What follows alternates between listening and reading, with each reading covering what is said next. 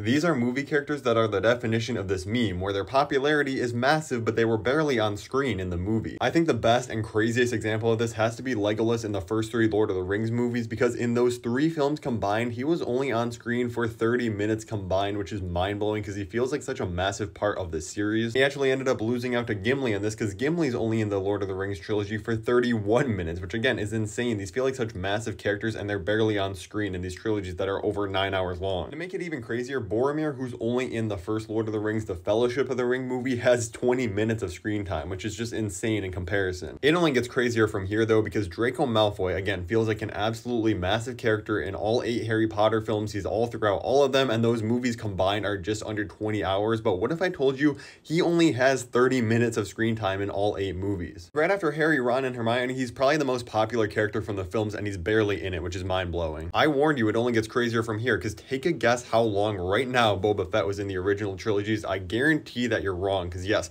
he is a smaller background character, kind of just this no-name bounty hunter that just got surprisingly popular and had tons of EU material written about him, but he is only in the Star Wars original trilogy for 6 minutes. I think this is the perfect example of less being more, because him in this kind of mysterious role of being this just ruthless bounty hunter that you really don't know anything about was so much more intriguing than getting hours of content in the Book of Boba Fett show that just completely ruined the character and took him in such a weird direction. Speaking of Star Wars, Darth Maul was only in the Phantom Menace for 14 minutes. Now, I know a lot of his popularity did come from the Clone Wars, but again, that's a situation where he was so iconic in this 14 minutes that they felt like, oh, we have to bring this character back. The thing is, this dude's on screen for 14 minutes, barely has any lines of dialogue, gives us one of the best, if not the best, fight scene in all of Star Wars history, and then just dips. That's just iconic stuff right there, I can't lie. One of the funniest ones has to be Chani, played by Zendaya, obviously, in Dune Part 1, because if you didn't know this movie was a Part 1, or you're not familiar with the books, you would just assume, hey, Zendaya's in this film, she's gonna be like the second lead behind Timothée Chalamet. And then for the entire press run of this, she's just out there doing all the interviews with like Timothy, Rebecca Ferguson, Oscar Isaac, who are like the leads of the film. So everybody's like, hey, Zendaya, big name, she's gonna be all over this movie, I'm a fan of her, let me go see it. No, Zendaya has 7 minutes of screen time in the first Dune movie, and I'm not gonna lie, at least half of that has to be from visions of the future and dreams that Paul's having for like the first 2 hours of the movie. She literally shows up within like the last 25 minutes, if not later. And then they turn around and did the same exact thing with Dune Part 2. Again, it's not their fault, they're just adapting the book, but with Princess Irulan, played by Florence Pugh,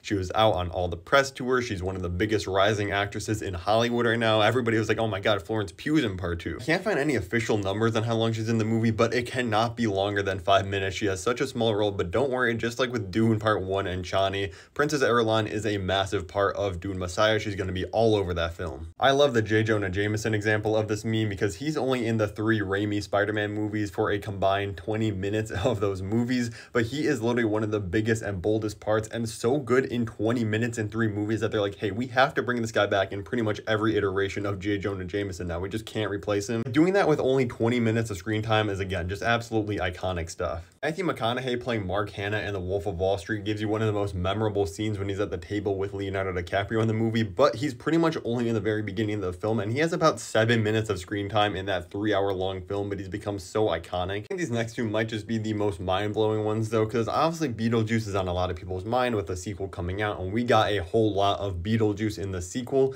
but in the first one, Michael Keaton only appears as Beetlejuice for 17 total minutes, and he's basically not fully on screen until about 45 minutes into the film, which is kind of just insane when the movie's named after him, but he's really not even the main character. But that's not even the craziest Tim Burton Michael Keaton screen time factoid, because in Batman Returns, both Michelle Pfeiffer as Catwoman and Danny DeVito as the Penguin have 36 and 38 minutes of screen time, which yes, are both more than Batman himself in Batman Returns. Yeah, Michael Keaton only has 32 minutes of screen time in this film, and if you watch it, it definitely does not feel like a Batman movie. It definitely feels like more of the villain story, but it's still one of my favorite Batman films. I think it's a 9 out of 10 and a masterpiece. And of course, you have Hannibal Lecter from Silence of the Lamb, played by the great Anthony Hopkins. He's only in the film for about 16 minutes, and he's honestly one of the most famous and iconic movie characters ever created. And what's even crazier is with 16 minutes of screen time, Anthony Hopkins still won the Oscar for Best Actor. That is absolutely insane and just goated stuff, honestly. I guess it simply doesn't take a long time to make a great impact as a villain in movies, because if you go to Darth Vader revisiting Star Wars for this, in the first Star Wars film, film, A New Hope, he is only in it for 8 minutes total, and if you even include the entire OG trilogy, he has about 36 minutes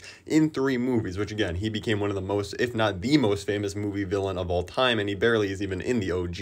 It's kind of funny looking at modern Star Wars, how they made so many characters that had so little screen time but so much impact, and now we just get these like 8-hour long Disney Plus shows and nobody cares about them.